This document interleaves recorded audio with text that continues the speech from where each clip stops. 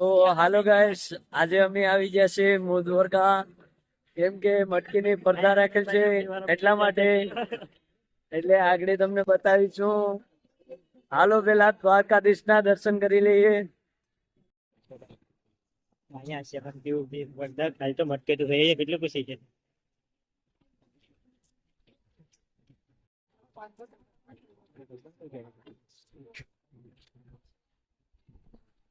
આજે અમે આવી ગયા છે મૂળ દ્વારકા. તો આ માતાજી નું મંદિર છે, નાગરિક ખોડિયાર માતા નું મંદિર છે. તો અમે અત્યારે પૂરી ગયા છે મૂળ દ્વારકા. મટકીની પડદા રાખેલ છે એટલા માટે. તો છેલ્લે સુધી બ્લોગ જોજો.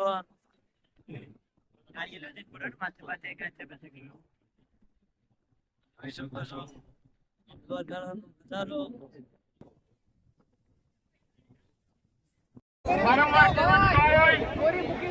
બધા ભાઈઓને નમ્ર વિનંતી છે કે બેસી જાઓ જેથી કરીને પહોંચાડના જે લોકો છે તેને બેટ દેખાય ભાઈ. મારા વાલા બધા બેસી જાઓ ભાઈઓ.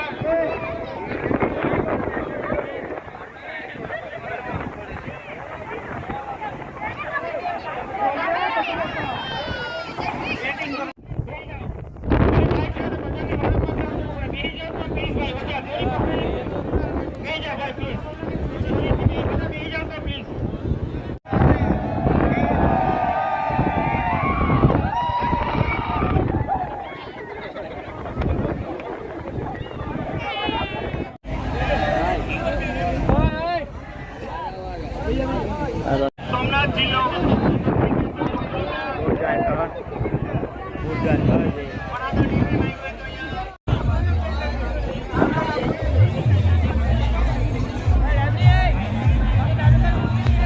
નહીં, આગળ હું આવી જાઉં.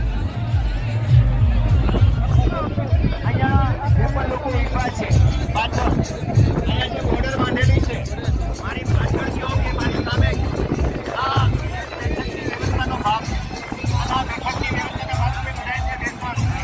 કારણ કે જેટલા લોકો તમે ત્યાં ઊભા છો એનાથી બમણી હજી પણ પબ્લિક બહાર છે જે આ મટકી ઉત્સવ નિહાળવા માટે અહીં આવવાની છે. તો દરેક લોકોને આ મટકી ઉત્સવ પોતે શાંતિ રીતે જોઈ શકે, પોતે નિહાળી શકે માટે તેની બેઠક વ્યવસ્થા છે. અને બેઠક આપણે આપણા સ્થાન ઉપર બેસી જવાનું છે. કાર્યકર્તાઓ જે પણ આપણને કહે એ કાર્યકર્તાઓનું સૂચનનું આપણે પાલન કરીએ એ જ અહીંયા જે અપેક્ષા રાખવામાં આવે છે. કાર્યકર્તાઓને પણ વિનંતી કરું કે બધાને બેસાડે. ઉભાનો કોઈ મતલબ નથી ને ઉભા બધાને દેખાશે પણ નહીં. આ સમગ્ર કાર્યક્રમ લાંબો ચાલવાનો છે. ઉભા થાકી જવાશે. એટલા માટે બધા લોકો પોતાના સ્થાન ઉપર બેસી જાય. બધા લોકો બેસી જાય. કાર્યકર્તાઓને વિનંતી કે બધાને બેસાડે. અહીં બધાને બેસાડે. પાછળની સાઈડ હોય, સામેની સાઈડ હોય, દરેક કાર્યકર્તા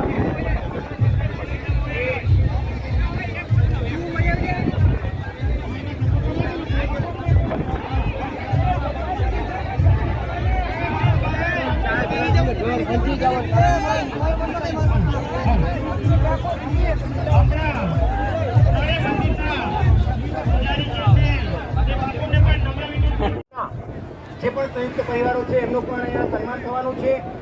આપણી વચ્ચે ભારત માતાના ફોટાની સામે અને દ્વારકાધીશના ફોટાની સામે પુષ્પાર્પણ થઈ રહ્યા છે.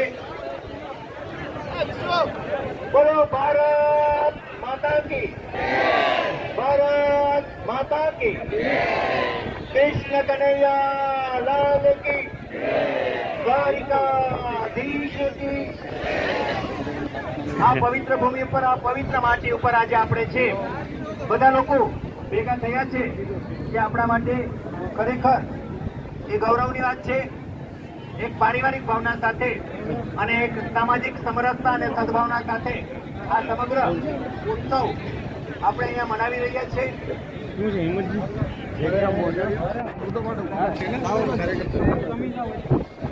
તો થોડા જ ક્ષણોની અંદર અહીં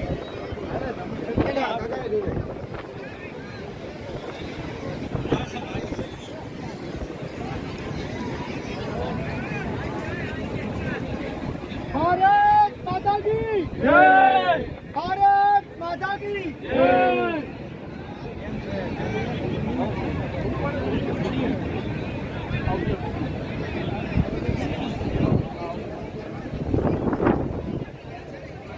હવે અહીં કાર્યક્રમની શરૂઆત ત્યાં પુષ્પ અર્પણ અહીંથી રાખતો જાઉં છું.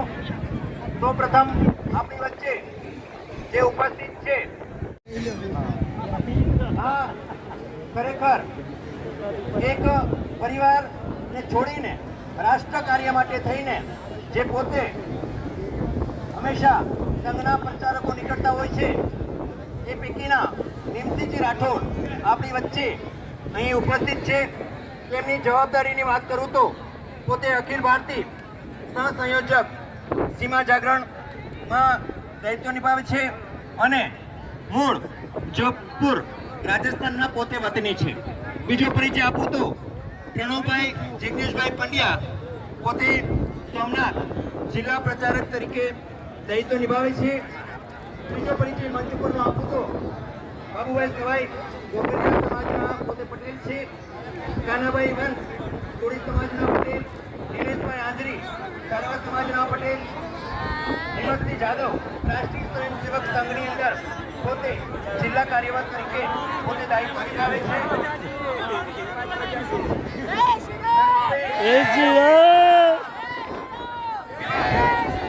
સંયોજક તરીકે પોતે દાયિત્વ નિભાવે છે.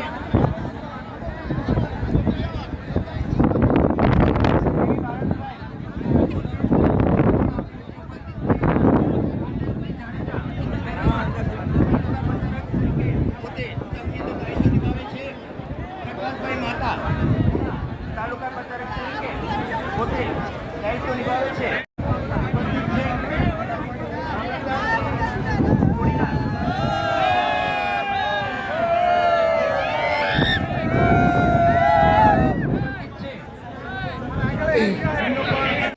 એમની સભા થઈ ચૂકી છે. હવે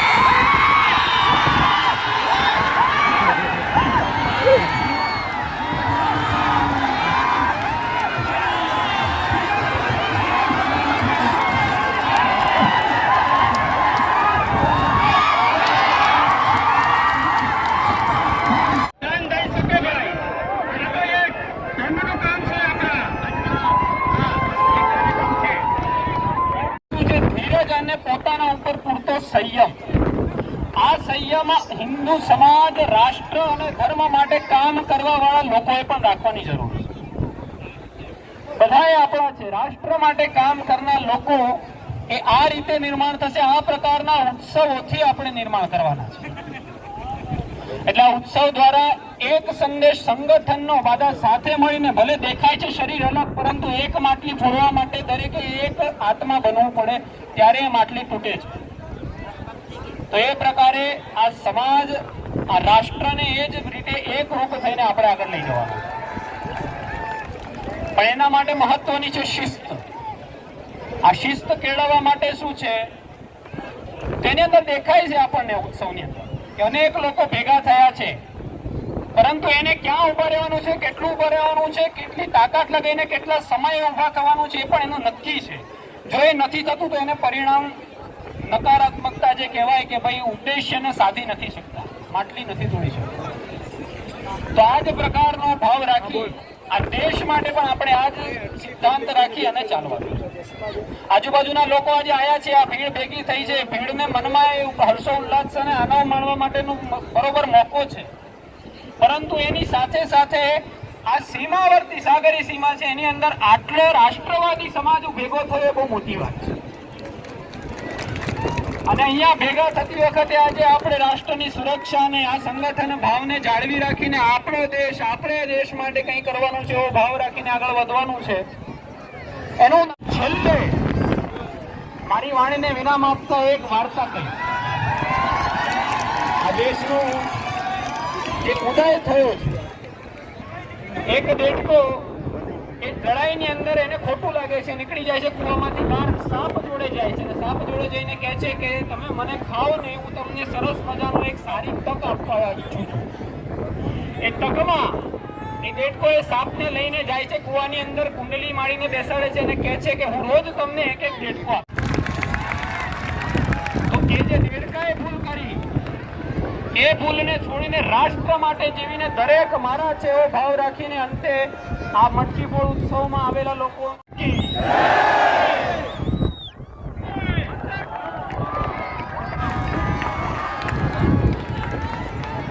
ખૂબ જ સરસ વાત. 24 સદસ્યો છે, એમને પણ આપણે ખૂબ ખૂબ અહીંથી અભિનંદન પાઠવીએ.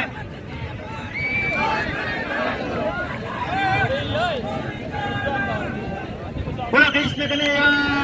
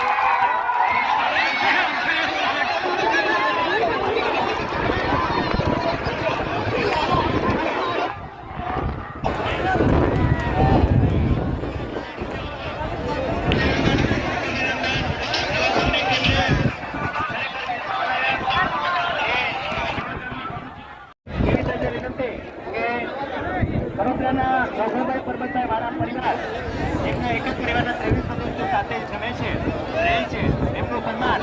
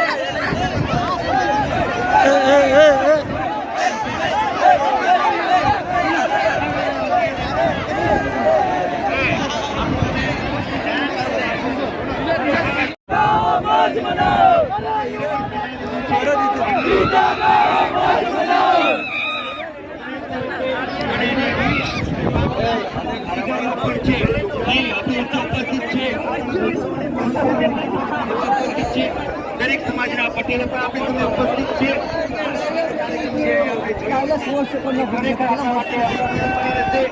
આપણે જે લોકો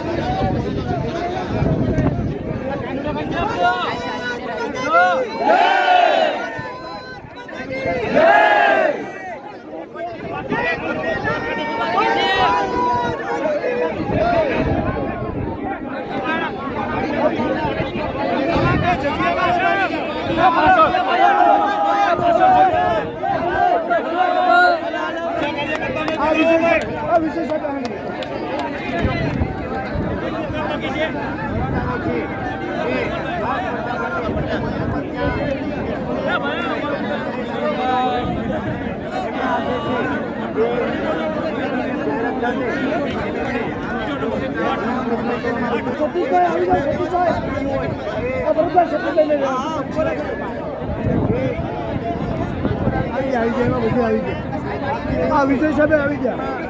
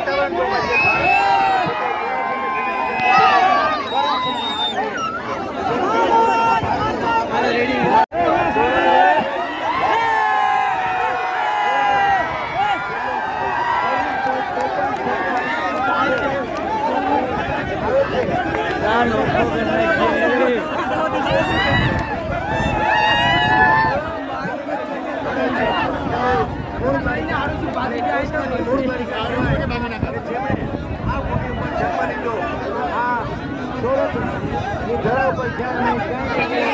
24.53 સાથે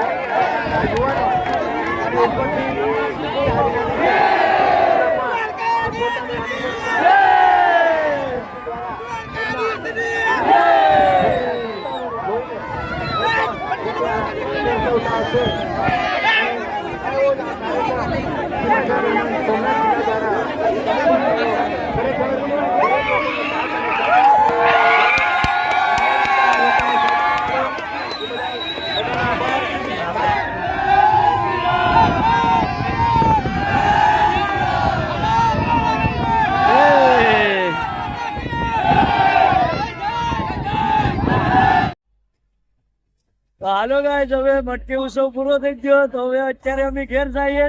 બ્લોગ પૂરો જોઈજો.